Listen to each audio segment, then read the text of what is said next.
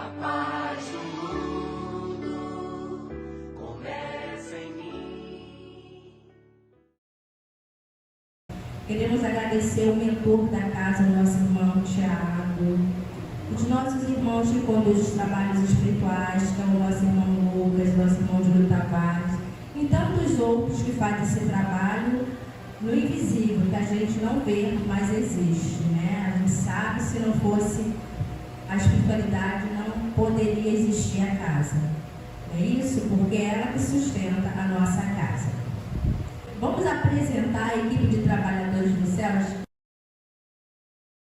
Nosso irmão Cláudio Miranda, sua esposa Yuli, nosso irmão Carlos Henrique, nossa irmã do Carmo, Nilson, Cláudia Silva, nossa Cláudia Silva, trabalhadora incessante, chega aqui todas quarta-feira, quinta-feira, 5 horas, dá uma geral aqui pra gente, você não imagina como essa mulher poderosa. Nossa irmã Sônia, nossa irmã Cláudia Araújo e nossa irmã Joana, e essa aqui que nos fala na Cristina. A mensagem que nos foi trazida pelos amigos espirituais vem do livro Fonte Viva, Psicografia de Francisco Cândido Xavier, pelo Espírito Emmanuel. E o tema da nossa mensagem é Na Obra Regenerativa. Irmãos, se algum homem chegar a ser surpreendido em alguma ofensa, vós, que sois espirituais, orientai-o com o espírito de mansidão, velando por vós mesmos que não sejais igualmente tentados. Disse Paulo em Gálatas, capítulo 6, versículo 1. Se tentamos orientar o irmão perdido e se boais do erro com armilhões de cólera, nada mais fazemos que despertar a ira contra nós mesmos. Se lhe pusermos golpes, revidará com outros tantos. Se lhe destacamos as falhas, poderá salientar os nossos gestos menos felizes. Se opinamos para que sofra o mesmo mal com que feriu a outrem, apenas aumentamos a percentagem do mal em derredor de nós. Se lhe aplaudimos a conduta errônea, aprovamos o crime. Se permanecemos indiferentes, sustentamos a perturbação. Mas se tratarmos o erro do semelhante como quem cogita de afastar a enfermidade de um amigo doente, estamos na realidade concretizando a obra regenerativa. Nas horas difíceis em que vemos um companheiro desempenhar-se nas sombras interiores, não olvidemos que, para auxiliá-lo, é tão desaconselhável a condenação quanto o elogio. Se não é justo atirar petróleo nas chamas com o propósito de apagar a fogueira, ninguém cura chagas com a projeção de perfume. Sejamos humanos antes de tudo. Abeiremos-nos do companheiro infeliz com os valores da compreensão e da fraternidade. Ninguém perderá exercendo o respeito que devemos a todas as criaturas e a todas as coisas. Situemo-nos na posição do acusado e reflitamos se, nas condições dele, teríamos resistido às sugestões do mal. Relacionemos as nossas vantagens e os prejuízos do próximo com imparcialidade e boa intenção. Toda vez que assim procedermos, o quadro se modifica nos mínimos aspectos. De outro modo, será sempre fácil suzir e condenar para cairmos com certeza nos mesmos delitos, quando formos, por nossa vez, visitados pela tentação. Que assim seja, graças a Deus. Trabalhadores do lado de cá e do lado de lá, e todos aqueles que contribuem, que contribuíram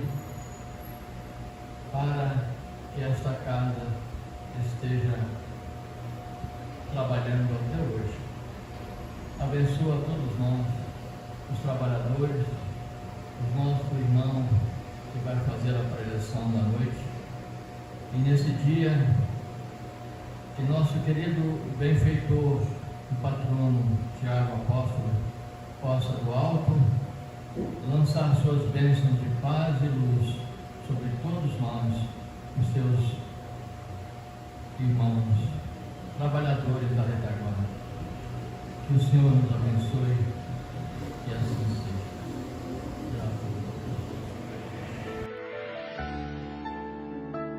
Boa noite, tudo bom?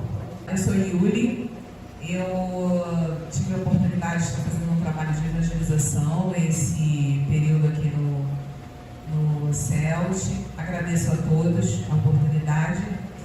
E nós fizemos um trabalho a partir de uma passagem de Jesus. Eu quis falar um pouquinho antes, porque a gente vai assistir um vídeo, são 7 minutos. E aí, esse trabalho foi feito assim, cada dia, né, vinha um, ou vinham dois, ou vinham... E aí foi acontecendo da gente trabalhar uma mesma passagem de formas diferentes, porque eram crianças ou jovens diferentes.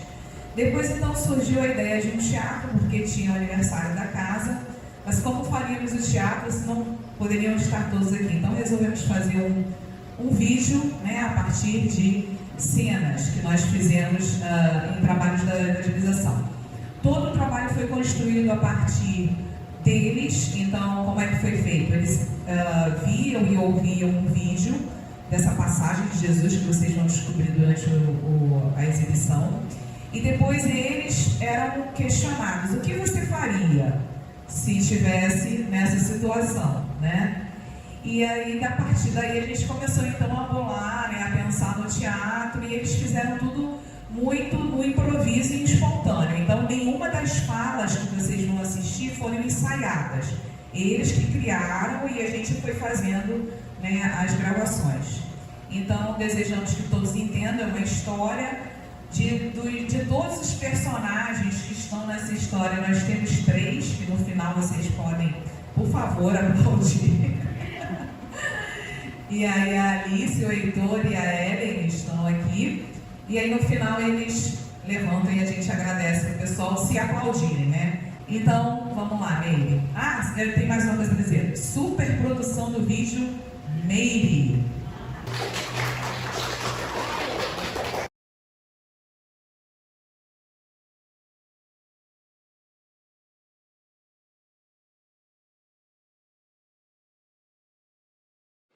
Essa é uma história de uma cantora super famosa, que amava muito sua família.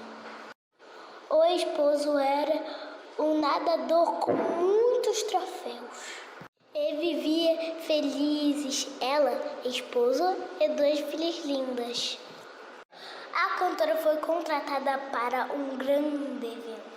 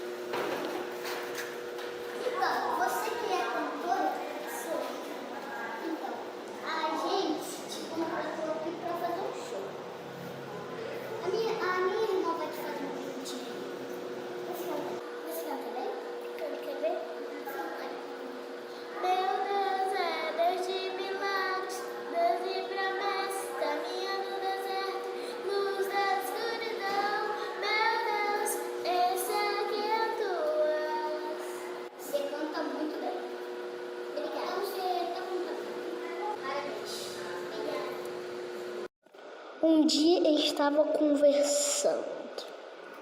Eu tenho que fazer um show lá em Londres. Então acho que você vai ter que cuidar das crianças. Vê que é muito linda. Cuidar deles. É verdade. O que você prefere, tio ou avó? Tio. Tá bom.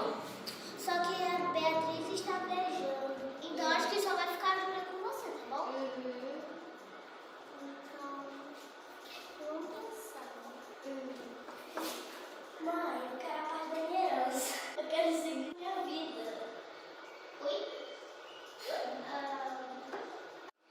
ficaram surpreendidos com o pedido da filha mais velha, mas atenderam o pedido e deram o dinheiro que lhe era de direito. Está bem, vamos dar o dinheiro para você.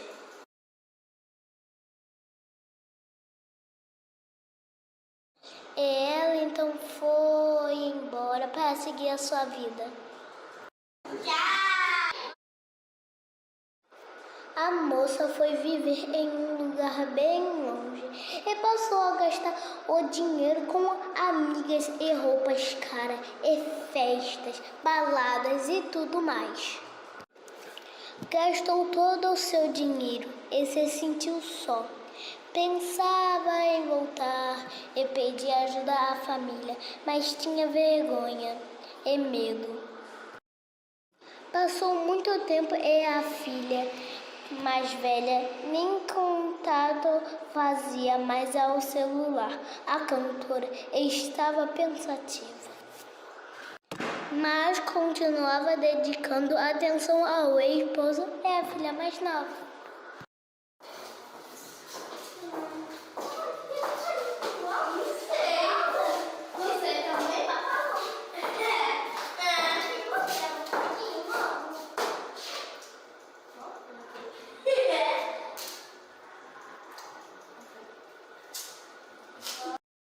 Certo dia, a filha mais velha voltou e foi difícil no início. Afinal, ela havia ido embora e gastado todo o seu dinheiro.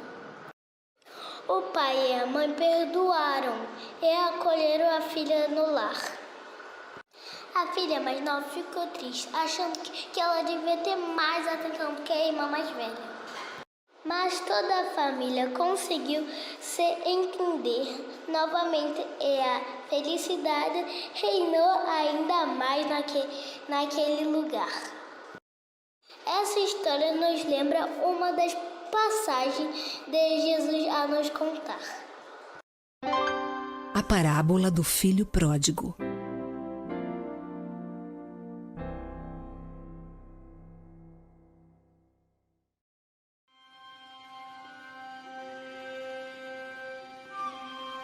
Um homem tinha 2 filhos. Certo dia, o filho mais novo lhe disse: Pai, vou sair pelo mundo. Dê-me a parte da herança que é minha de direito.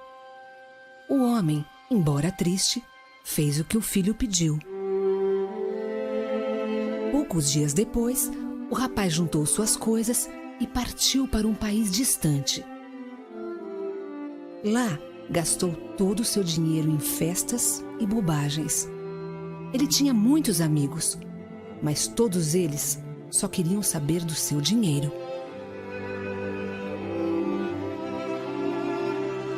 Um dia, o dinheiro acabou. Seus falsos amigos o abandonaram e ele passou grande necessidade. Arranjou então um emprego como um criador de porcos. Todos os dias, o rapaz cuidava dos porcos. Seu serviço era bastante pesado. Ganhava muito pouco e passava fome. Tinha tanta fome que desejava encher o estômago com a lavagem que dava aos porcos. E um dia, disse a si mesmo: Quantos empregados meu pai tem? Todos eles são bem alimentados e ganham salários justos. Eu estou aqui passando fome. Fui um tolo por abandonar a bondade do meu pai. Voltarei para casa e pedirei perdão. Arrumou-se e seguiu viagem. Na estrada, ainda longe, seu pai o viu. Como era grande a saudade, correu para abraçá-lo. Pai, pequei contra o céu e diante de ti. Já não sou digno de ser chamado de teu filho. Mas o pai disse aos seus servos: Tragam depressa a melhor roupa e também preparem uma festa de comemoração, porque este meu filho estava morto e reviveu, tinha se perdido e foi achado.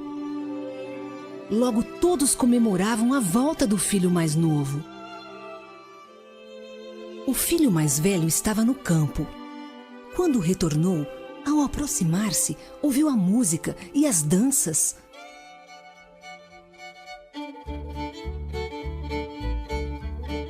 Ele se indignou e não queria entrar em casa. Achava absurda uma festa pela volta de um filho que abandonou a família. Mas o pai veio lhe falar. Filho, tu sempre estás comigo e tudo que é meu é teu. Mas este teu irmão estava morto e reviveu. Tinha se perdido e foi achado.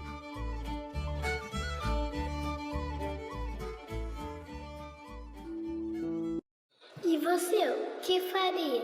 Me conte aí.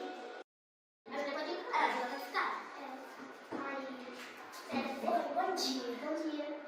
Qual vai ser mais melhor? Eu quero ir embora. Me explica isso direito. Você que é cantora? Sou.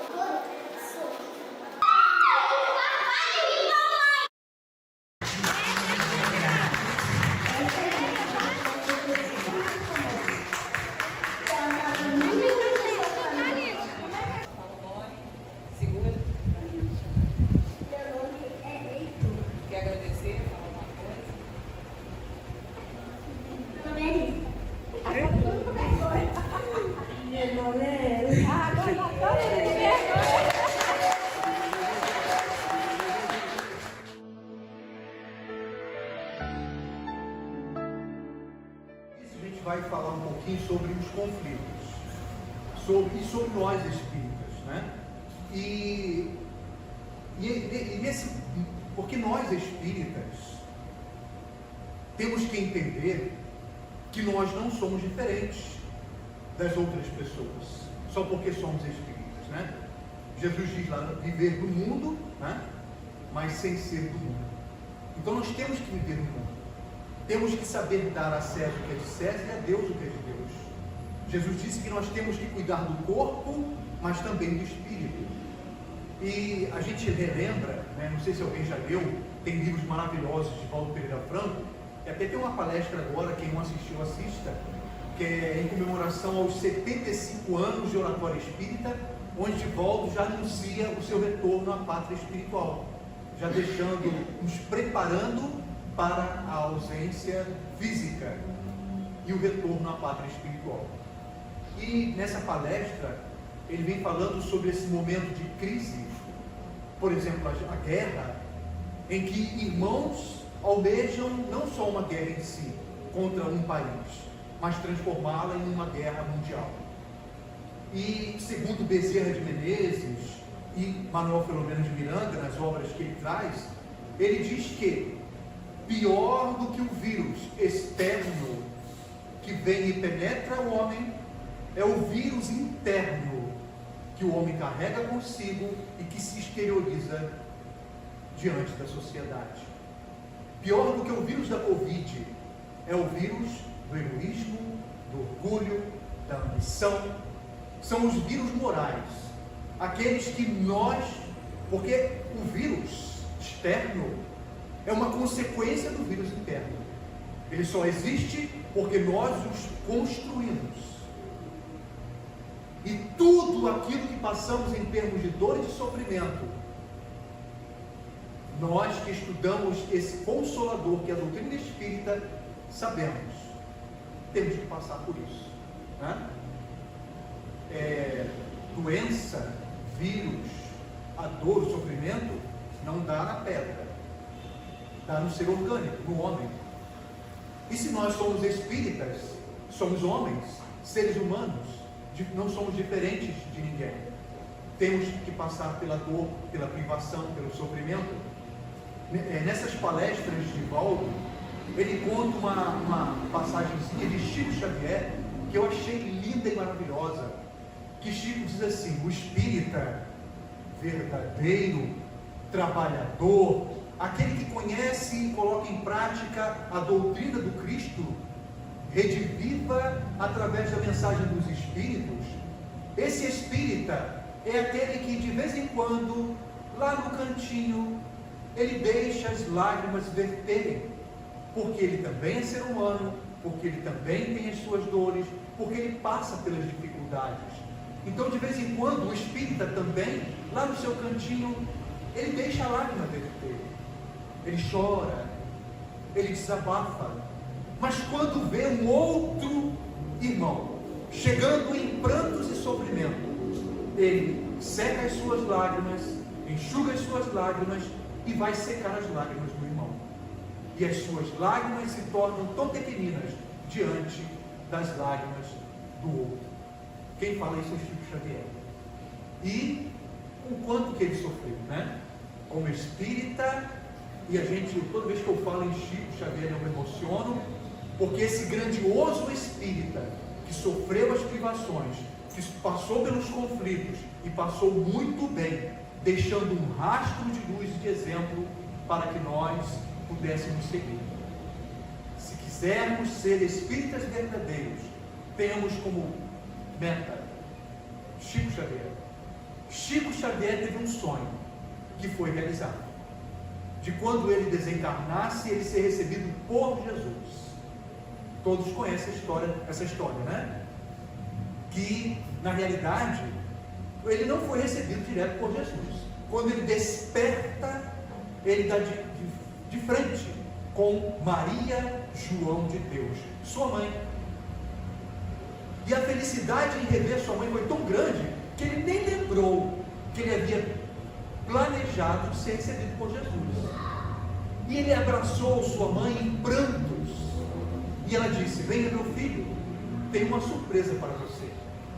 E quando ele vai subindo aquela estrada luminosa em direção ao infinito, de um lado e de outro, aquele corredor de espíritos, reverenciando, batendo palmas e agradecendo ele. Mãe, eu não entendo.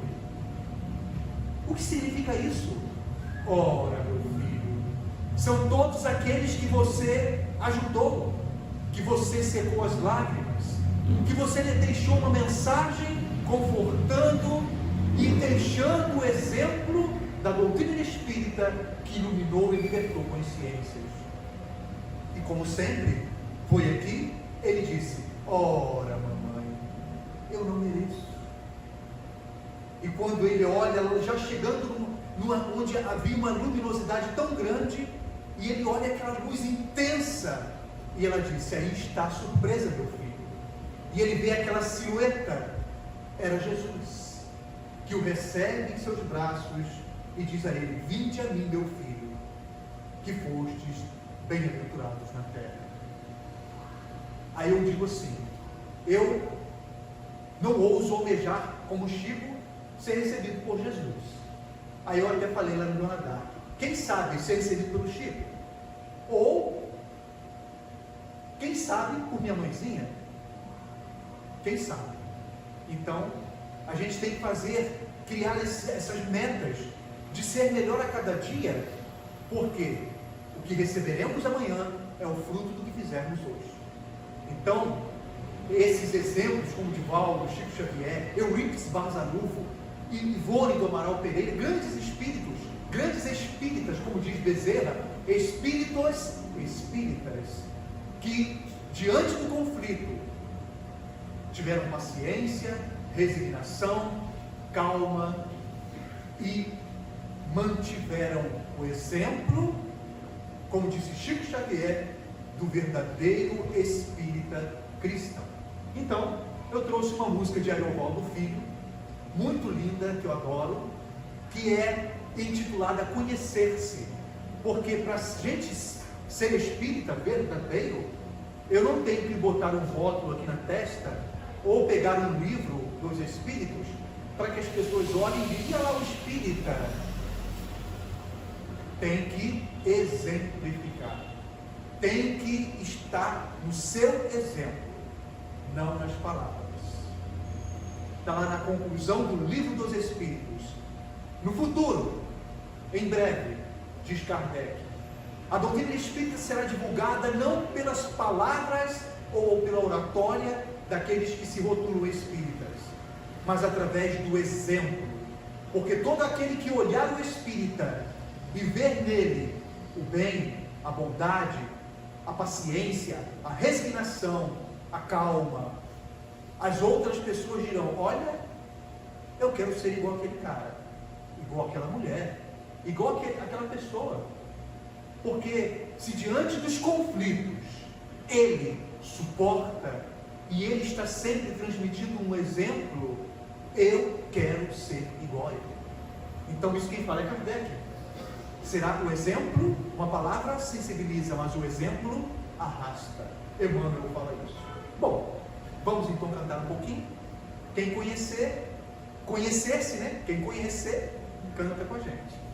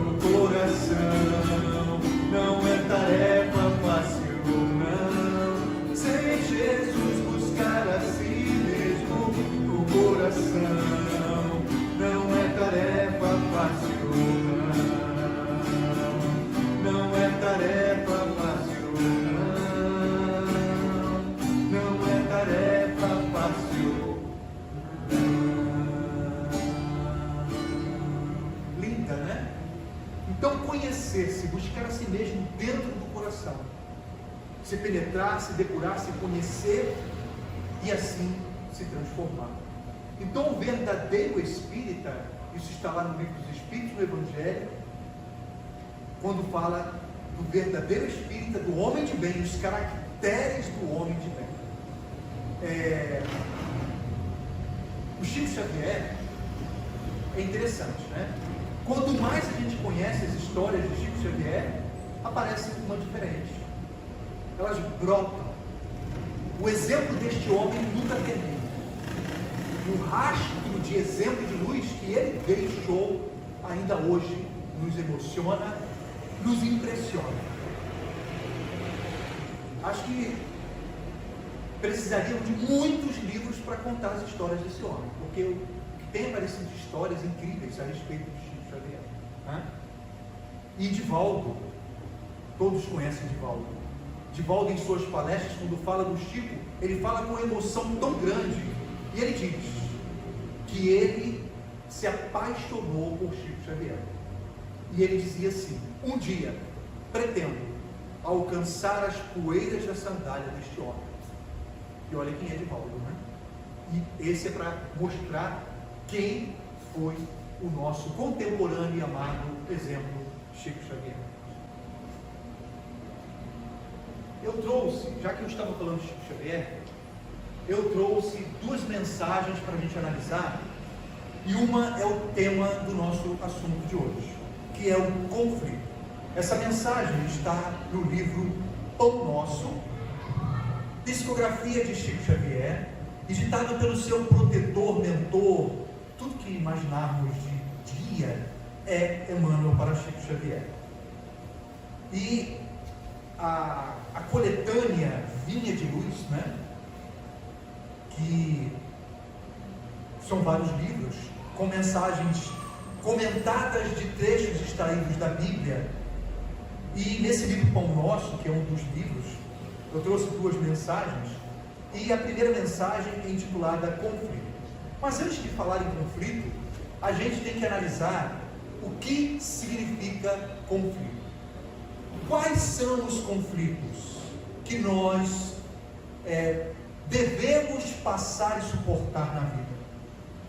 Nós temos os conflitos sociais. Porque quando nós estudamos a doutrina espírita, nós vamos entender que existem as provas e as expiações individuais e as coletivas. Todos nós vivemos em sociedade. E em sociedade, juntos, construímos ideais, ações, ou destruímos e geramos violência. Todas as vezes que eu, ser humano, espírito, me reúno, e nessa união eu gero violência, guerra, destruição, como está acontecendo agora, né? Coletivamente, eu, espírito, Cláudio, responderei coletivamente pelos atos que cometi coletivamente. Aí, dentro da lei de causa e efeito, nós vamos sofrer as privações, os conflitos, as provas coletivas, que juntos, responsavelmente, ou antes irresponsavelmente, construímos, e agora responsavelmente teremos que colher. E todos passamos pelas provas, pelas privações, pelos conflitos individuais, que compete a mim, que eu tenho que passar individualmente. Só que assim, nunca se torna individualmente. Porque se eu, Cláudio, passo, por exemplo, por uma privação física, em que eu tenha que ter uma limitação física, nessa expiação do corpo, aqueles que estão ao meu redor sofrem comigo. Mãe, pai, esposa, filhos, netos. Então, na realidade, ela é para mim. Mas todos aqueles que compartilham comigo também sofrem. Aí vem a beleza da doutrina espírita, dizendo que todos aqueles que comigo sofrem também têm comigo um processo de ligação profunda, onde juntos precisamos estar para passar pelas provas e assim aprender juntos, eu diretamente pela expiação, porque eu fui o causador, e os outros indiretamente, porque participaram de alguma maneira lá atrás, no passado. Só para a gente entender, porque eu não tenho quadro, então eu vou pedir vocês para imaginarem. Allan Kardec, no livro A Gênese, ele fala da ideoplastia. Então vamos imaginar, imaginem como se aqui na frente estivesse, não tem aqueles painéis que só tem nosso lar, onde a gente pensa e as imagens são construídas. André Luiz fala sobre isso. Então vamos criar um aqui agora. Então vamos lá. Vou deixar o microfone um pouquinho. Vamos imaginar aqui um ponto. Aqui. Esse ponto é a letra N. N de nascimento. Vou andar um pouco. Uma linha entre o N e aqui, um outro ponto, o N da morte. N, nascimento. N, morte. Aqui não é o início. E aqui não é o fim.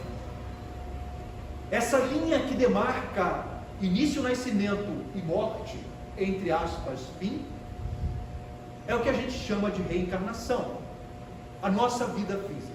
Então, a Meire, qual é o seu nome? Nilson. Seu nome? Teu xará. Cláudio. Então, Meire, Nilson, Cláudio não são o que eles são. Eles estão, Meire, Nilson e Cláudio. Essa linha do N e a linha do M demarca a persona que nós somos, ou melhor, que estamos. Porque na realidade nós somos espíritos. Então, antes desse ponto N, nascimento, já existia a linha da vida, porque não começou aqui. Já existia e existe a linha da vida, a pré-existência. E após esse ponto M, morte, que não é o fim, a linha da vida continua, a continuidade.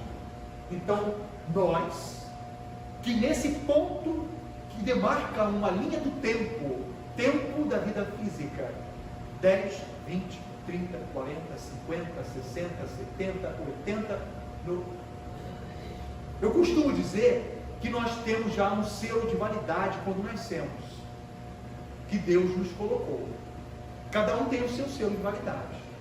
Por exemplo, N, logo aqui no início, antes do 10, eu dei um exemplo de minha filha. Minha filha faleceu com 9 anos, com linfoma e leucemia. A junção de 2 cânceres, que se tornou raro. E o médico teve que falar para nós, eu e esposa, que seria uma luta, mas que muito dificilmente, com muito esforço, quem sabe, já entendemos o que ele quis dizer, né?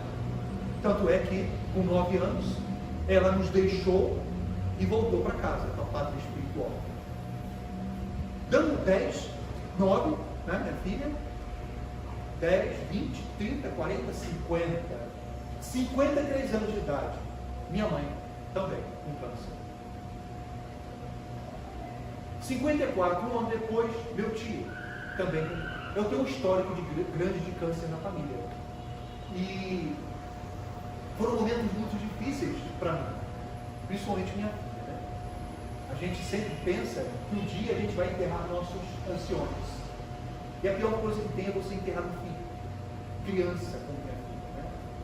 Mas como eu sou espírita, e este Consolador veio me preparar para esse momento, e detalhe, minha filha, ela sofreu, ou melhor, nasceu dentro de uma limitação, desde que nasceu até os 9 anos.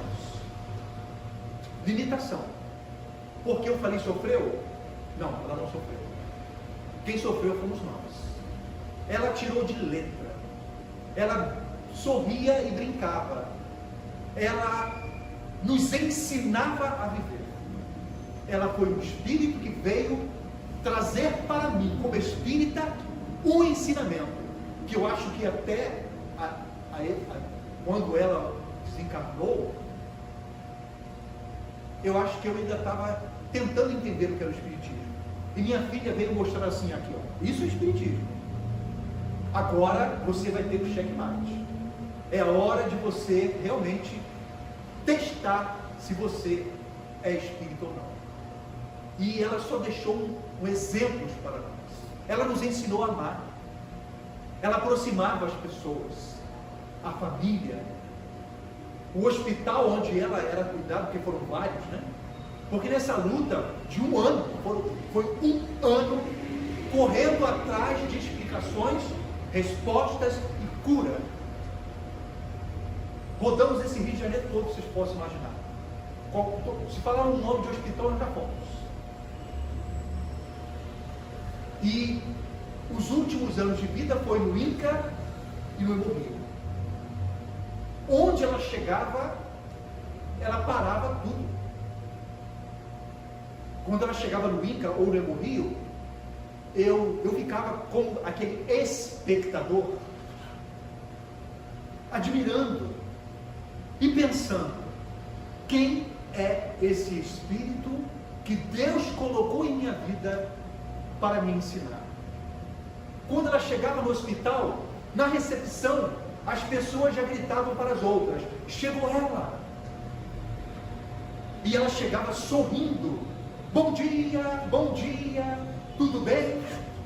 Ela tinha acesso até nos lugares restritos do hospital, como laboratório, centro de análises.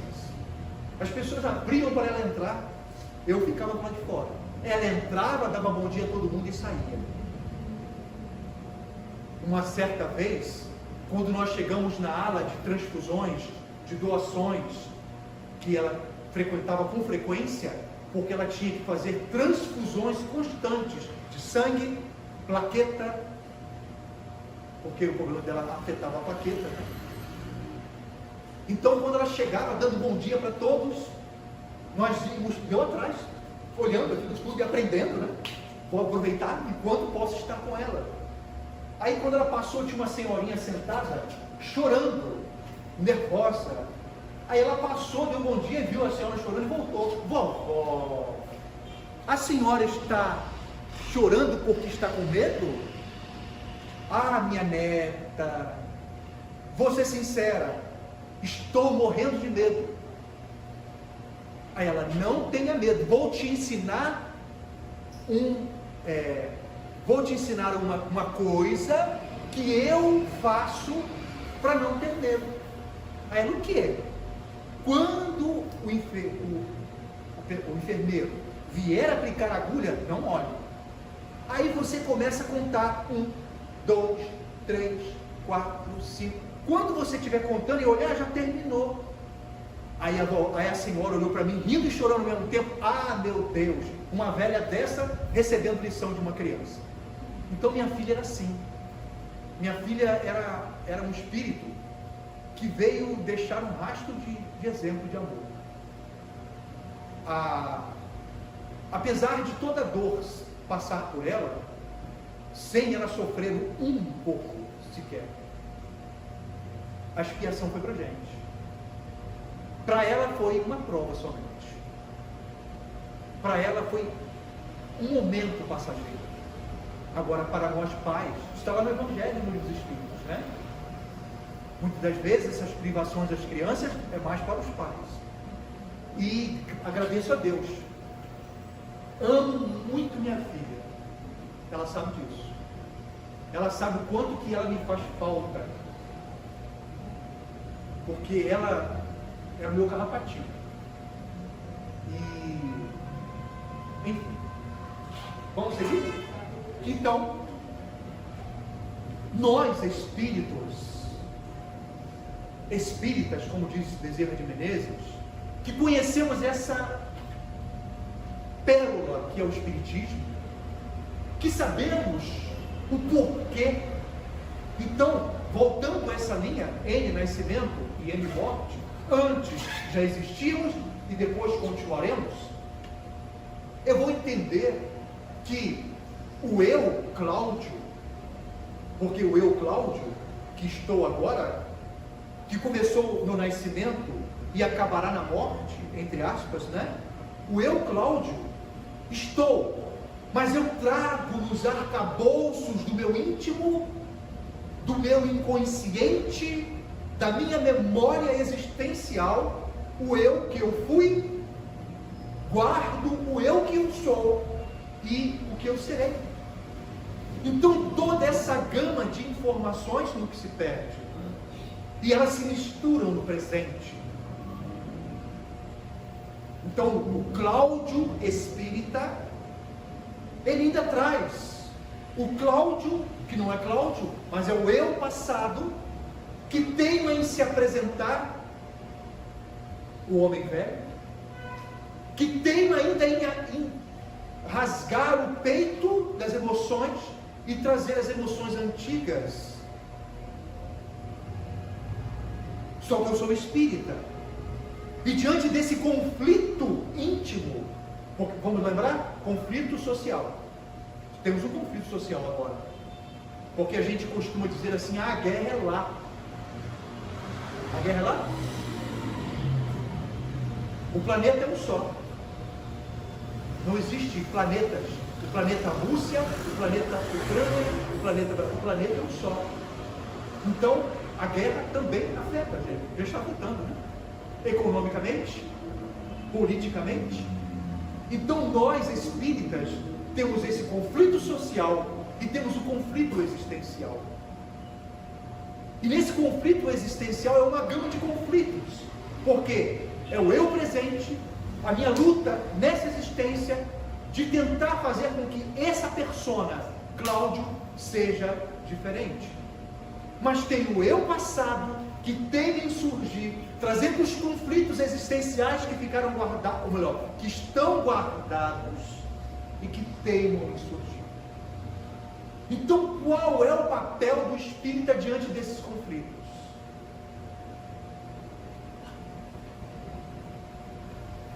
Eu tentei procurar aqui.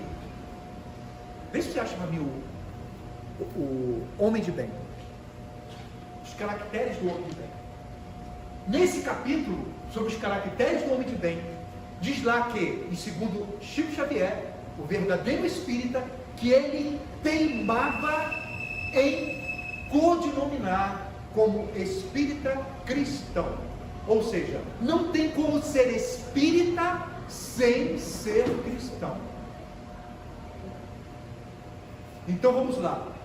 Espírita é sinônimo de cristão e é sinônimo de homem de bem. Não há como ser simplesmente espírita, porque se eu for simplesmente espírita, eu serei esse espírita que pega uma obra, não vou botar debaixo do braço, né? E que carrega para mostrar que sou espírita. Se eu for somente espírita, eu serei aquele que abre a boca e enche o pulmão e os lábios para dizer que é espírita, simplesmente dos lábios. Por isso que Chico teimava em dizer: espírita cristão. Temos que ser espíritas cristãos e homens de bem. Pegou na hora.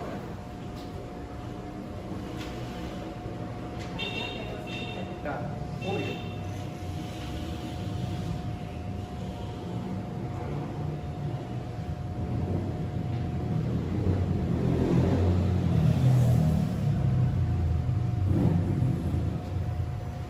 Bota o dever. O dever. Instruções dos Espíritos.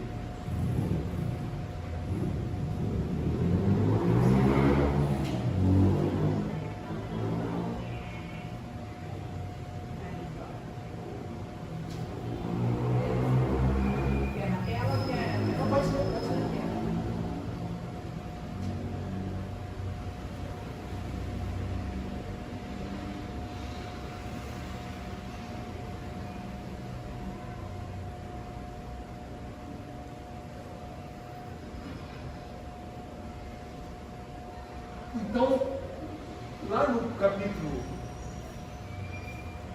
6 perfeitos, onde fala do homem de bem, ele diz lá que o dever é a obrigação moral da criatura para consigo mesmo, primeiro, e em seguida para com os outros. O dever é lei da vida. Com ela, com ele, deparamos nas mais íntimas particularidades.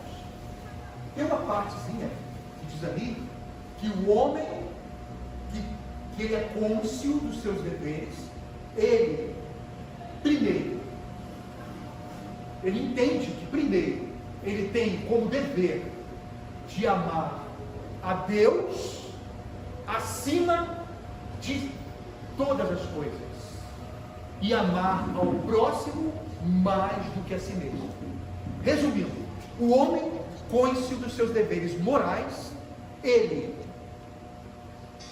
se ama, é claro, porque ele diz ali que o primeiro, obrigação moral para consigo mesmo, mas em se tratando do dever social, ele, primeiro, ele tem Deus como meta, ele ama a Deus acima de todas as coisas e ama ao próximo mais do que a si mesmo. É como disse o Chico: eu enxugo as minhas lágrimas para que as lágrimas do próximo sejam maiores do que as minhas. Esse é o dever moral. E o dever do espírita. Então, diante dos conflitos, o espírita, ele será aqui. Tem mais um participante, ó. Vem aprender com a gente. Então, esse é o dever do espírita. Diante dos conflitos. E detalhe, diante dos conflitos, o espírita, ele não se altera. Né? Diante dos conflitos, o espírita deve, estou falando que é o modelo a ser seguido, é aquele que não se altera diante dos conflitos. Então vamos supor, a gente saiu daqui, passou ali de carro, o cara vem e fecha o nosso carro. É um conflito, não é? A gente não deve se alterar. Mas a gente escorrega, se altera. Aí se o cara de lá, mesmo errado, fechando a gente, ele ainda fala algumas palavras bonitas para nós, né? Palavras grandes. Aí a gente esquece um pouquinho e repete palavras grandes para ele também. Mas o espírita, cônscio dos seus deveres para com a sociedade, para com Deus e para com o próximo, ele mantém a retidão, a plenitude da integridade da sua busca pela moralização. É fácil? Não. Por quê? Como eu disse antes aqui, o homem velho, aquele que ainda carrega comigo, nessas circunstâncias, ele teima em aparecer e ele dá aquele grito. Não vai falar nada não? Não vai repetir um palavrão maior do que o dele não? Então eu tenho que estar firme aqui, ó. Firme. Não é aqui não, é trazer para cá. José Raul Teixeira, ele fala uma coisa maravilhosa. O verdadeiro espírita é aquele que deixou a doutrina entrar no cérebro, ela escorre para o coração e depois ela é irradiada pelas mãos. Então, cérebro, conhecimento, sentimento, coração e a ação da caridade. Esse é o verdadeiro espírita segundo Raul Teixeira. É o que nós devemos ser. Né? Então, eu não li a mensagem. Vamos ler agora. Estou lendo agora. Para a gente refletir, para eu cantar as duas musiquinhas, tá? Eu vou cantar mais duas músicas. Essa mensagem maravilhosa, que ela, na realidade, só essa mensagem aqui, dá para a gente ficar aqui até amanhã analisando. Porque ela é profunda. Aí, na lição 136 do livro Pão Nosso, Emmanuel analisa uma citação de Paulo na sua carta aos Romanos, capítulo 7, versículo 21. A frase que Paulo diz: acho então esta lei em mim. Acho então esta lei em mim. Quando quero fazer o bem, o mal está comigo. Olha só. Quando quero fazer o bem, o mal está comigo. Parece que ele estudou o livro dos Espíritos, o Evangelho, né?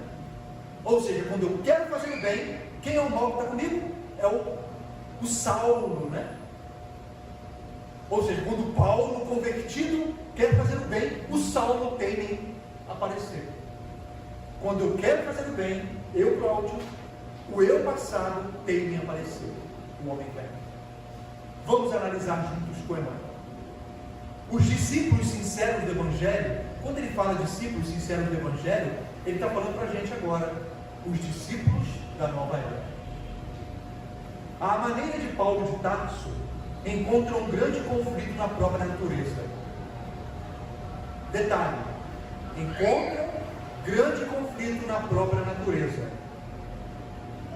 Só que ele está falando não é natureza lá fora não. É a nossa natureza humana. Quase sempre são defrontados por enormes dificuldades nos testemunhos. No instante justo, quando lhes cabe revelar a presença do divino companheiro no coração, ou seja, quando chega aquele momento de provação, de dificuldade e de conflito, que eu tenho que dar o testemunho de Jesus no meu coração, eis que uma palavra, uma atitude ligeira, um gesto os traem diante da própria consciência, indicando-lhes a continuidade das antigas fraquezas que tenho em surgir. A maioria experimenta sensações de vergonha e dor. E é verdade, né? Se eu, Cláudio, já conheço o Consolador, e segundo Jesus disse, que aquele que mais recebe, mais lhe será cobrado, aí eu escorrego, repetindo Emmanuel, diante de uma palavra, diante de um gesto, diante de uma ação, eu sou traído e caio. Nesse momento, a minha consciência traz a vergonha e a dor. Só que, nesse momento, Emmanuel nos diz, mais à frente, Joana de Anjos, os grandes espíritos, que nós não temos que entrar na zona da culpa, porque a culpa gera um quadro existencial, psicológico, muito drástico. Não temos que entrar nessa zona. Mas realmente, diante, como disse Paulo, né? Diante do bem que eu quero fazer, o mal ainda carrega. Eu tenho que lutar por vencer esse mal. Vamos ver o que Emmanuel nos traz. Alguns atribuem as quedas à influenciação de espíritos maléficos e, geralmente, procuram o inimigo no plano exterior, quando deveriam sanar em si mesmos a causa indesejável da sintonia com o mal. O que ele quis dizer aqui? Normalmente a gente joga a culpa no obsessor, né? Só que a causa do mal, por mais que se exteriorize ou venha do exterior de um espírito que me conhece, a causa está em mim. Ele conhece quem eu fui, ele sabe o que eu trago e ele influencia naquilo que eu tenho como pendor. É indubitável que ainda nos achamos em região muito distante daquela em que possamos viver isentos das vibrações adversas. Todavia, é necessário verificar a observação de Paulo em nós próprios. Enquanto o homem se mantém no gelo da indiferença ou na inquietação da teimosia, não é chamado à análise pura. Entretanto, tão logo desperta para a renovação, converte-se o campo íntimo em zona de batalha. Olha só, dentro de nós, a guerra da Rússia apaga-se para que a guerra íntima apareça. Uma zona de batalha íntima entre o homem velho, entre as paixões e os vícios e o que eu agora conheço e sei que tenho que seguir. Ele está falando para os espíritas, para nós, discípulos, como ele disse, da nova era. Contra a aspiração bruxuleante do bem, no dia que passa, levanta-se a pesada bagagem das sombras acumuladas em nossas almas desde os séculos transcorridos. Indispensável, portanto, grande serenidade e resistência. Olha só as palavrinhas que Emmanuel deixa. Então, nesse momento em que levanta-se a bagagem passada que tem que surgir, eu tenho que manter a serenidade e a resistência do bem de nossa parte, a fim de que o progresso alcançado até agora não se perca. Olha o que Emmanuel diz. Então significa o quê? Que todos nós aqui já alcançamos algum progresso, já estamos melhores. Ainda temos o passado que tem em surgir? Temos. mas já alcançamos muitas melhores. O que Emmanuel diz é que nós não temos que ceder, por isso que Jesus disse: orai e vigiai, para não cairmos em tentação. Porque se nós entrarmos na zona da dor e da culpa, cedendo às influências desses espíritos que nos conhecem, e assim cairmos, esse progresso alcançado se perderá. Emmanuel aqui nos incentiva a enxergar o progresso que já temos alcançado, que não temos que nos culpar, que temos que continuar trabalhando para vencer tudo que ainda trazemos. E o trabalho do bem, o trabalho da caridade, o esforço que nós exercemos é positivo e que deve ser sereno e persistente.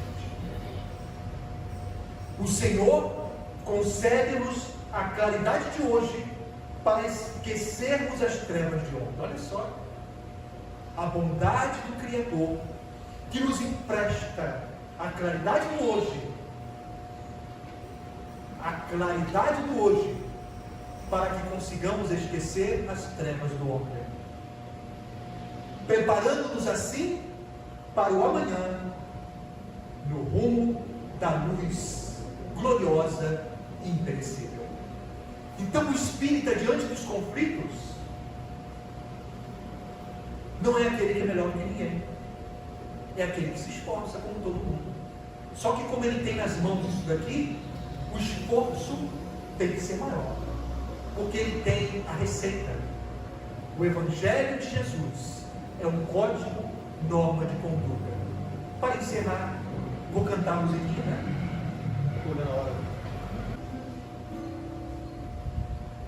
Então essa música Hora de Despertar, de Antônio Daniel, conhecida com várias interpretações, é linda.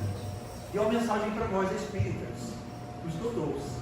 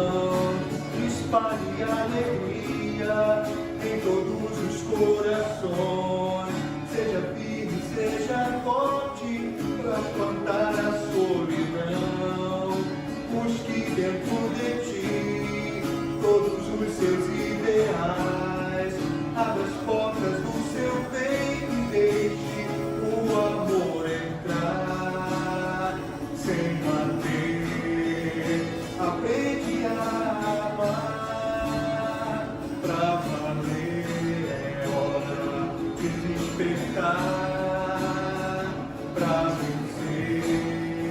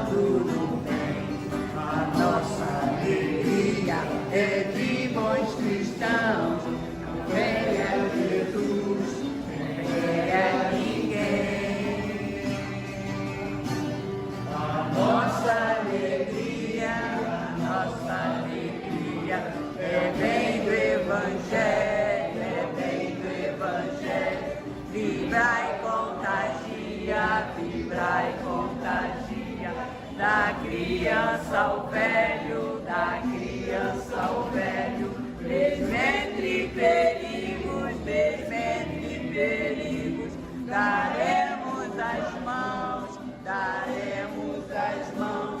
como bons amigos, como bons amigos, como bons cristãos, sempre ombro a ombro, sempre lado a lado, vamos trabalhar com muita alegria pelo espiritismo mais cristianizado, pela implantação da paz e harmonia.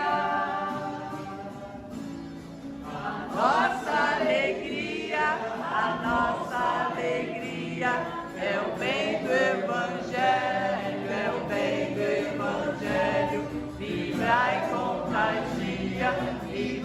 contagia, da criança ao velho, mesmo entre perigos, daremos as mãos, como bons amigos, como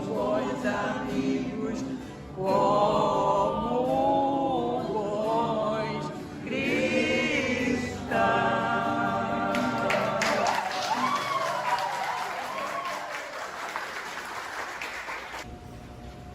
Dia 27 de março de 2020.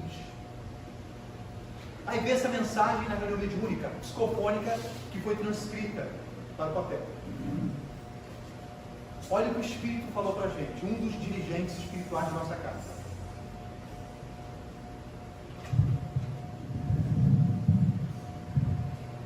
Deveis manter-vos unidos, entrelaçados nos pensamentos mais nobres, envolvendo a todos os nossos irmãos trabalhadores desta casa. Deveis interessar os melhores sentimentos e pensamentos, para que aqueles que se encontram afastados e não estão presentes fisicamente, possam sentir o ambiente de luz e socorro desta casa santa de amor. Muitos irmãos precisam de vós. Ele está falando para alguns que estavam ali presentes fisicamente, porque naquele momento todos estavam em casa, e alguns estavam ali, dirigentes, né? Eu era um dos dirigentes, estávamos ali para manter a casa com limpeza, organização, né? E a reunião mediúnica que nós não paramos, né? Limitado, 4 pessoas na sala mediúnica. Então ele fala isso para nós. Muitos irmãos precisam de vós, precisam dos vossos pensamentos, das irradiações das preces. Muitos estão deixando o corpo físico, mas muitos já se encontram do outro lado da vida física, a vida espiritual, continuando na luta por desapegar-se dos sofrimentos do corpo. Muitos ainda aferrados ao materialismo, apegados aos seus bens, às pessoas. Muitos ainda não entenderam e não compreendem o momento por que estão passando. Muitos ainda não estão se dando conta do processo renovador pelo qual a Terra vem atravessando. Muitos ainda se entregam à reclamação, ao desentendimento, à ignorância. Vós que conheceis a doutrina consoladora do Cristo, expressa através das mãos abençoadas de Allan Kardec, deveis fazer a vossa parte. Por mais que pareçam ainda solitários e que muitas vezes parecerão em vão os seus esforços, perguntai, continuai firmes, convictos no amparo dos vossos protetores amados e da proteção do Cristo que não cessa, que nunca vos deixa ao abandono, que nunca vos deixa sós. Os Espíritos que trabalham na seara de Jesus e que continuam envolvendo a terra e a todos vós, vos conclamam a fortalecer-vos na fé e confiarem. Ninguém está livre das dores do mundo. Ninguém deixará de passar pela dor. mas sedes aqueles que, revigorados, confiantes e que aceitam os embates, que aceitam os sofrimentos, que aceitam a dor, que aceitam a visita das intempéries, que fazem que aprendamos com o sofrimento. Sede estes que confiam, que não se entregam às reclamações, que não duvidam, mesmo quando a dor bate também à vossa porta. Sede os discípulos da nova era, sede os seguidores de Jesus, que não temem, nem mesmo na cruz do Gólgota, que não temem, nem mesmo diante dos leões, que não temem, nem mesmo diante das espadas vergastadoras, nem mesmo diante dos chicotes que os lanhavam, que lanhavam seus corpos. Sede os discípulos da nova era, que não precisarão mais dessas dores terríveis, mas que se submetem à vontade de Deus, que tudo sabe, que tudo vê e que não abandona nenhum de seus filhos. Confiai e passai essa confiança para aqueles que, mesmo conhecendo o Consolador, ainda duvidam, ainda estremecem, ainda temem e ainda fazem como a maioria dos homens lá fora. Não vacilai, continuai no caminho, continuai firmes, porque tudo está em seu devido lugar, tudo acontece na sua hora. Devemos submetermos-nos subservientemente à vontade de Deus, nosso Pai, que está no comando de tudo. Perdoai, Senhor, a todos aqueles que na ignorância ainda não sabem o que fazem. Louvado seja para sempre o Senhor. Graças a Deus. Essa mensagem linda. Quando a pandemia começou, quando a casa fechou as portas, veio essa mensagem, trazendo para nós um recado maravilhoso, né? Então, uma boa noite a todos, muita paz. Bem, muito obrigada mais uma vez. A nossa irmã Maria do Carmo vai trazer a prece final.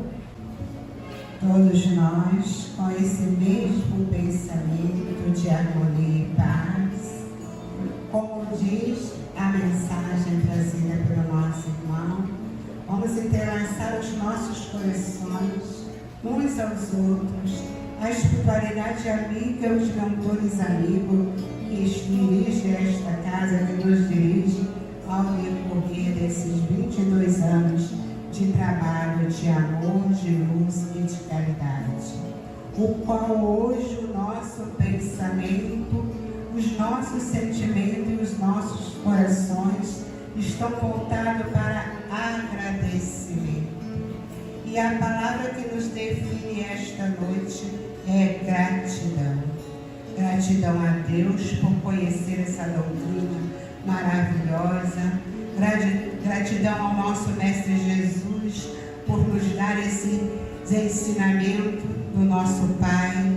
E através da doutrina espírita, Ele vem nos esclarecendo como fazer, como agir, de que forma falar, de que forma caminhar, de que forma se comportar diante de um trabalho tão belo, diante das dificuldades, das diversidades, diante de tudo que nós viemos nos vivendo, convivendo e atravessando nesse decorrer desses anos de pandemia, mas as dificuldades, ela é inerente à nossa trajetória, inerente ao nosso mundo de prova e expiações, o qual nós estamos caminhando para um dia ser espíritos mais esclarecidos, espíritos mais conscientes, mais amorosos.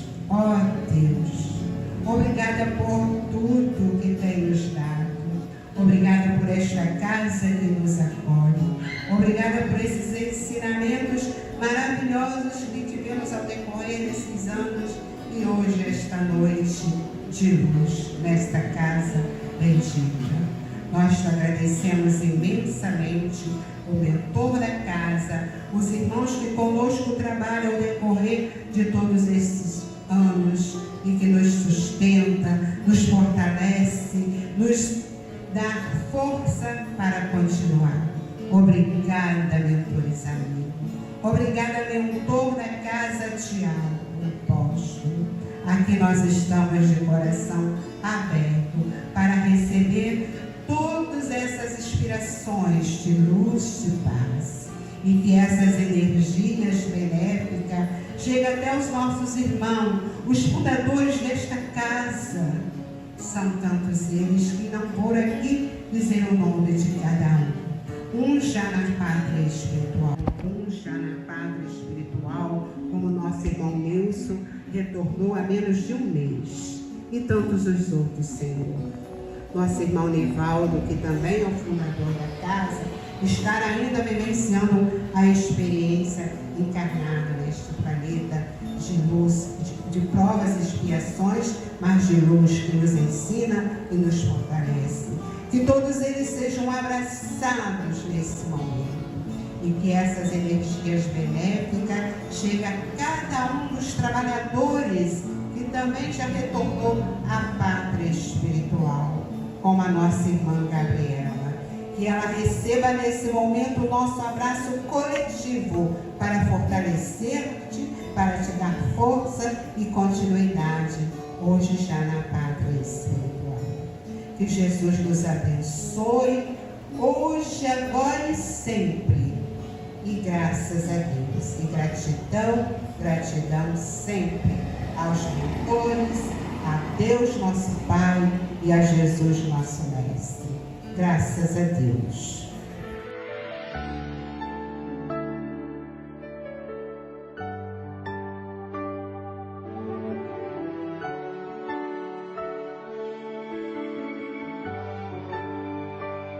A paz do mundo começa em mim.